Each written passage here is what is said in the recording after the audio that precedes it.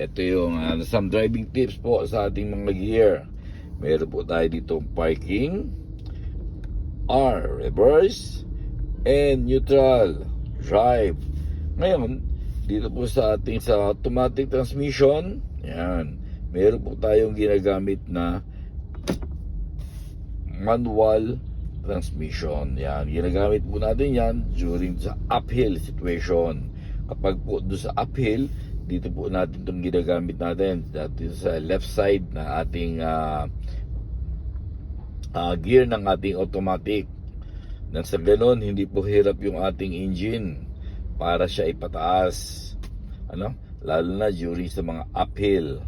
Then, one more thing. Dito po sa ating sa gear, let's say halimbawa, tayo po ay naubusan ng battery, biglang nag-shut off po yung ating sasakyan sa automatic.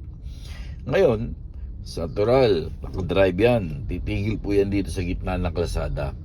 Para maitulak nyo po yung inyong sasakyan na automatic, yan, pwede po natin yan. Just press on your brake, then i-push po natin itong ating gear up, going sa neutral. Ayan, yan po yung magiging nakapag-neutral position na, para sa ganun maigalaw po natin yung ating gear. Yan po ay pwede nating igalaw as long na kahit po yan ay naka-off yung makina sa automatic, so that may po nating itulak yung ating sasakyan para may tabi natin, at nang sa ganun may check natin kung ano po yung diferensya ng ating sasakyan. Ganyan po yung automatic.